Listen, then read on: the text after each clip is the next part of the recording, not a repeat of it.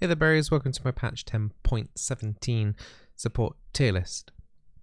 Now this patch wasn't intended to be a big patch because Riot had the week off earlier, but there's a few things in this patch that are going to impact you playing support, specifically if you picked up a couple of things popping up in the meta right now. So this tier list will bring you up to date on what is going on with the current situation in the support role. And you know, if you like these kind of updates with tier lists every couple of weeks, then make sure you subscribe to make sure you're fully up to date for every single patch that comes through. So for 10.17, there hasn't been too much changes in regarding to the absolute bottom of the tier list. It's mainly been a shuffle from around about tier 3 to tier 1 up at the very top. So tier 5 and tier 4, if you're familiar with my tier list, are pretty much, to my knowledge, exactly the same. Got a lot of the champions there in a tier 5, as you can see above me. I won't bother walking through them, but they're extreme off-meta picks that once upon a time may have been viable in a support role, but not so much anymore. So let's just move on to tier 4 pretty quickly here. One champion I did move down from tier 3 to tier 4 is actually Swain. That is the only change from the tier 5 and tier 4. I've moved Swain down from tier 3 to tier 4. I'm personally not enjoying playing Swain at all. I feel like when Swain had his change a couple of patches ago, that movement speed change has really messed him up. It was a -10 movement speed, which doesn't sound like a huge amount, but you had to kind of balance it out by taking movement speed things in the runes, which meant that you couldn't really have things like electrocute as you had to go phase rush. Now that has impacted him in the support role considerably. So unfortunately he's now dipping down into tier 4. I think if you have experience in Swain and you really want to play it through, then it can be potentially be okay still, but honestly the buffs that he received in regards to like the W range on the little eyeball thing that pops up, it's more of a gimmick than actually useful, honestly. Don't recommend Swain at all at the moment, which is a shame, but it was kind of as predicted very early on in the tier list. I put him quite high up, and I said as soon as people started getting used to him, he would go down. I mean, that did naturally happen a little bit anyway, but that patch ruined him. So hopefully we'll see if he ever gets his movement speed increased or gets some more love elsewhere, then maybe he'll be back up to tier 3, tier 2 status, but right now, right at the bottom. A couple of familiar champions there that may be deemed as viable. Tariq has, as always I'll mention, Tariq sometimes, if you look at win stat websites, Tariq's win rate is usually quite high because of the Master Yi funneling that people do with Smurfs. So if you don't understand a word of what I just said there, basically Tariq and Master Yi are used in a duo cheesy composition together, called funneling, and that's the reason why the win rate is super high. Basically used by people that are selling accounts, essentially. That is basically it. A couple of okay AP mages there. The Xerath and the Vel'Koz are quite good into very specific situations, particularly if they are with a poke AD carry and they are up against a support that can't really manage it. They can give you an okay edge in laning phase. But honestly, right now, they are still on the kind of the weaker end. You got a couple of champions there played in the other lanes, where if you're learning support, say if you're a top lane main and you've been playing a lot of Shen topside, you can bring a Shen down into the bot lane. His taunt's really good with an aggressive AD carry such as Lucian, and you can pull out a couple of cheesy kills that way. That is possible, especially if you're against a very squishy bot lane, like an enchanter plus squishy AD carry that can't escape easily. Kench as well. It's been a bit of a shame that nothing's been happening to him. I'm expecting some Kench buffs coming into after Worlds is over. That will potentially be a rework. We haven't got much information on that at the moment, but Kench will probably, I am expecting, don't quote me on this, but I'm expecting a change for season 11 or like a pre-patch to season 11. So in November, December, I'm hoping something will change for Kench, as it was one of my favorite champions when he was released. He was really fun to play. So hopefully they can bring back some of that fun and viability back into him into the solo queue. Other than that, I don't feel like there's anything else to comment on there. But as I said before, you know, if you are a solo top laner or a mid laner or a jungler, and there's a couple of champions there that you know, if you want to play on the support role, you can play one or two of those for sure. Especially if you have no idea how to play the role or no idea how the other supports work, you can definitely bring some of those champions into the bot lane. Moving up to the more meta stuff now, into tier 3. We still have the Karma down at tier 3 since the nerf of the patch. Definitely her play rate has gone down dramatically since that has happened. Anything else noteworthy there? I think not. There's a champion I want to talk about soon that I was considering for tier 3, but it's still in tier 2 at the moment. But nothing particularly special there. I don't think much has changed in that tier 3. One champion has been moved up into tier 2, which we'll look at in a second. But everything else is the same. So yeah, Karma's play rate has gone down quite a lot. The Q nerfs that she received were quite big. I think that patch was specifically for Worlds to make sure Karma wasn't played in the solo lanes as much, I believe.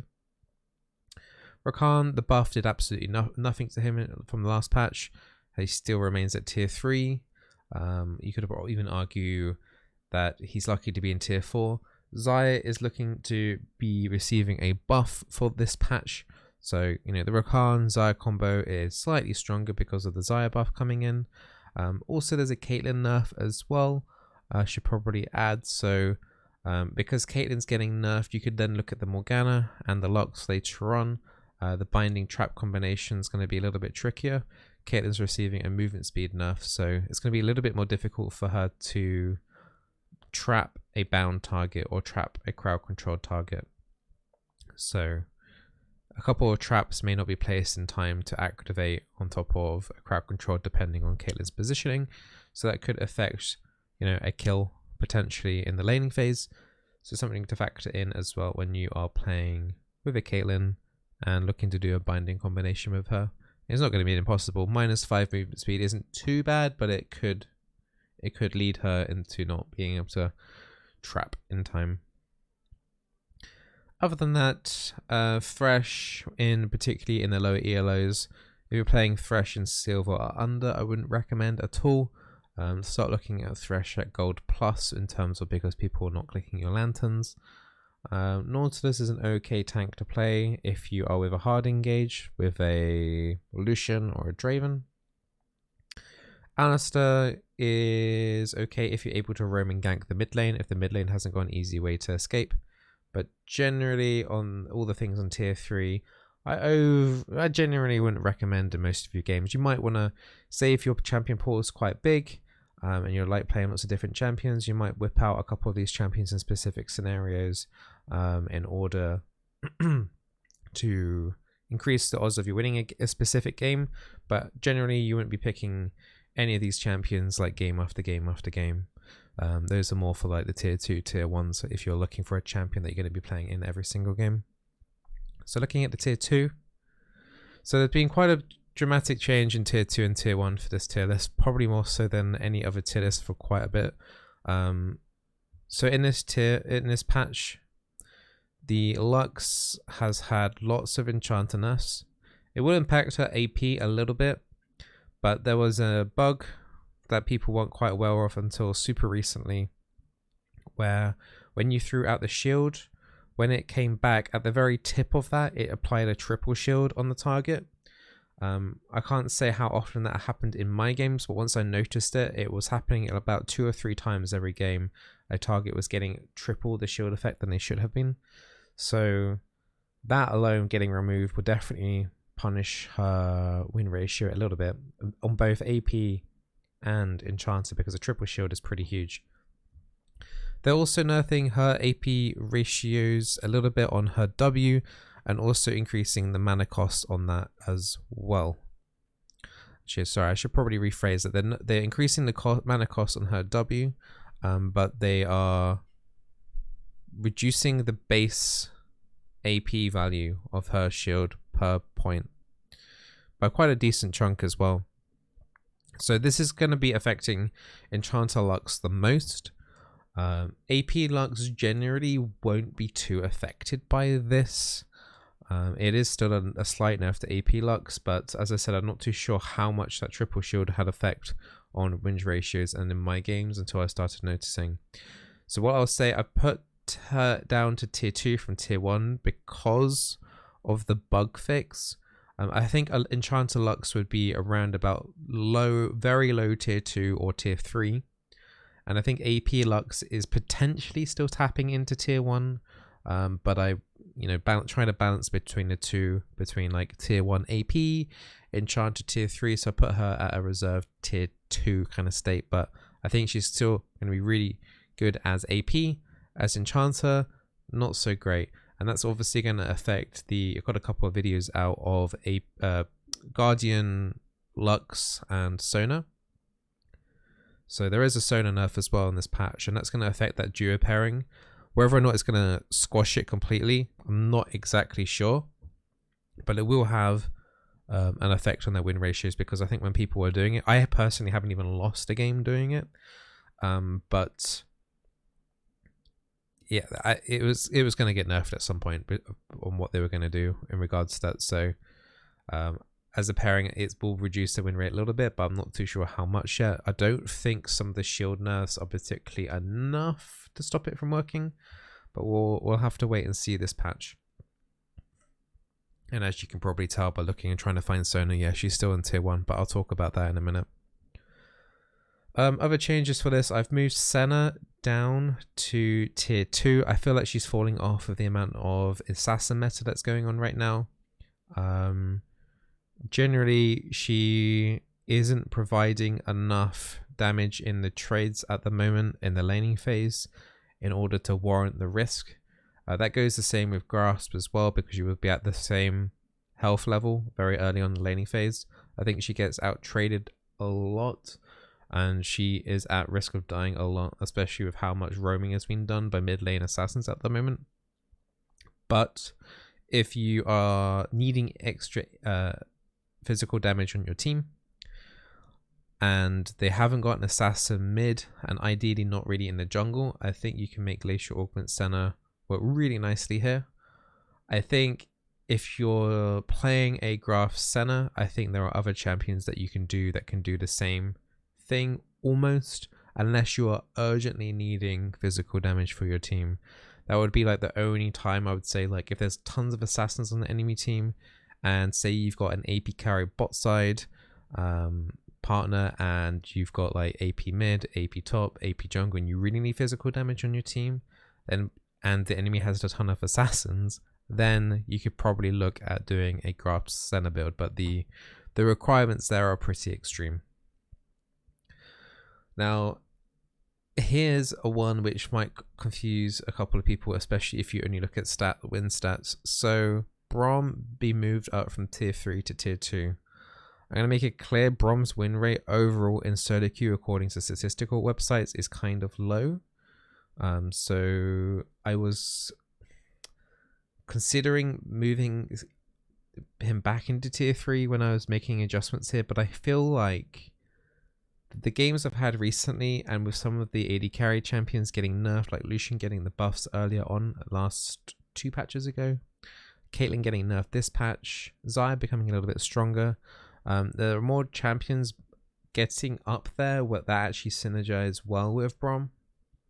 I think that Braum is basically the Janna tank, so disengage, pretty good at disengaging, and you still have to respect his stun.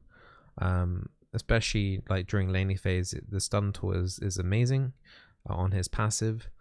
So depending on what you're playing with is a big indicator whether or not Braum will work in your games.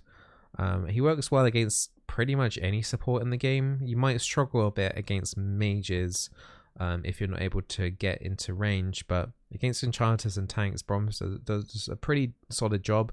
You're not always still looking to get ahead in the laning phase necessarily.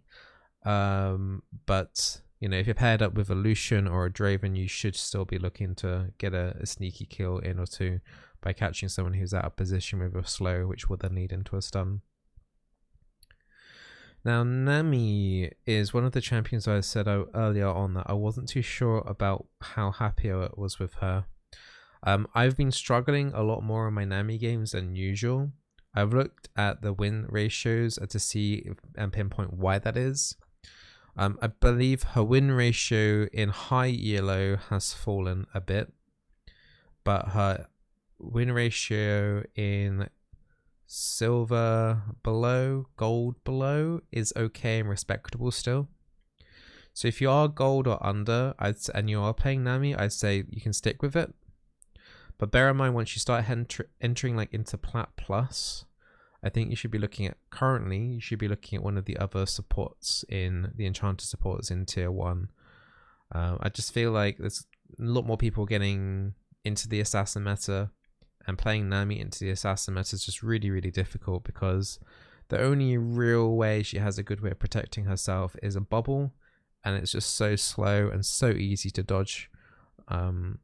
Even easier to dodge if you're mechanically good at the game, which most high ELO people are. So it doesn't take much to dodge a Nami bubble. So good. She's still very good in gold minus, but Plat Plus, I would then suggest you start looking at one of the other enchanters into tier 1. And moving up to tier 1, we have Sonar still, Leona, Lulu, Soraka, and Janna. Janna got moved up from tier 2 to tier 1. I think the first one I want to address straight away is the Sonar. So Sonar is getting nerfs across the board, which make you wonder why I haven't dropped her down into tier 2. So she's having very minute health and mana nerfs, more of a rounding if anything. Her Q damage AP ratio has gone from 0.5 ability power to 0.4, which is probably the biggest hit on these changes. The W heal ratio has gone down from 0.25 to 0.2, and the E movement speed has also been nerfed a little bit. It's not too bad, but it's a little bit. So I think this basically what this does is it makes it so that there is no point doing a death cap Sonar build. I know I wasn't really doing it myself, but ability power is just generally now not as worth it, but the heal and shield power is basically the same. So effectively heal and shield power is stronger on Sonar than what it was last patch, if that makes sense. So you are going to be wanting to still do the things on Holy Grail into like an Ardent Censer, into like a Redemption, and then a Shrillia's or something of that effect, or maybe a Michael's in there as well. You're going to be only looking at picking up heal and shield items. You also will want the Xerath's Embrace still, so you will be wanting to pick up that early tier, converting that into the Xerath's Embrace. I think that's the only AP item that you will want, primarily because it gives you a really good shield still.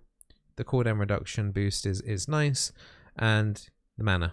The mana is the big one there, because Sonar does go out of mana really, really quickly. I still feel like she's going to be really good still, even after those nerfs. I think she has been low-key the really the strongest champion in the support role for a little while. And I think the Sonar Lux meta thing that popped up was the main thing that got her the attention. It's a bit of a shame because there's a new skin coming up for her, the Psyop skin, which I'm looking forward to. It's quite unusual that a champion gets nerfed before a skin comes out, but I think it was justified. I think she's going to be brought into more part of the other enchanters now. I think the strongest enchanter out of all of them now just depends a bit more on your AD carry. So if you've got a hyper carry, then Lulu's outright the strongest. Whereas I think at the moment in Sonar and the Janna, depending on enemy team compositions, will come through. So if there's a lot of hard engage on an enemy team, as I said, I put Janna to tier 1. She's just really good right now. So again, disengaging with the Janna, really strong. But if you don't need to disengage and if you don't have a hyper carry, you can definitely put an argument in for Sonar for the team fights. And also Soraka, I've got up there as well. She's still very good as well in harassment. As long as you can harass the enemy with your Q, you shouldn't have any problem with playing a Soraka game either. And unfortunately, there's still only... That does make it so there's no... For the first time in a really long time, actually, there's no AP on the tier 1. I mean, we could maybe say still that the Lux is the strongest AP champion that you can play at the moment. But she's not technically in tier 1 at the moment. But she's probably the strongest AP still to do if you're looking for that. And there's only one tank still in the tier 1, and that's the Leona. Solid tank. Low cooldown on her ulti still. So if you don't land a good ultimate, you can back off and re-engage about 60 seconds later in the mid-game onwards. Just a really strong, naturally tanky tank with lots of crowd control and decent engagers. Nothing really else to add on to that. She's been in tier 1 on my tier list for a decent amount of time. Well, I hope this tier list helps you out. Usually I'm pretty accurate with what is happening at the moment in the meta. I remember there was a lot of controversy when I suggested that Lux was tier 1 and how far we've come since then. I remember even getting mentioned in a couple of my Sudoku games about how why have I put Lux in tier 1 and almost how dare I and what an embarrassment I am. But, you know, 1 month later, it's the meta. So usually I'm ahead with these type of things. I think right now there's no one particularly outstanding at the moment in terms of a cheesy way. But yeah, I think Sonar will still be fine if you like playing her a lot. And I don't see a reason why you would want to stop playing her. I mean, it is pretty daunting when you look at about 4 nerfs on her, but if you look into it deeply, the only real severe change is probably the 0.1 on her Q is probably the biggest thing. But everything else, you should be fine. If you enjoyed this tier list, don't forget to subscribe. If you are wanting some guides, like just recently, I'm going to be making, on Wednesday, there's going to be a Sonar guide coming out, and you know, I've got loads of other champion guides as well on from things like Yumi and Bard, and Zyra and Nami, and all sorts of different champions that you want to maybe have a look at on the YouTube channel. And I'm generally live pretty much every day on twitch.tv/Bizzleberry. And you can come and ask any questions, whether in the comments down below. I'll do my best to answer them. Otherwise, you can ask on the Discord, discord.gg/Bizzleberry. Make sure you verify.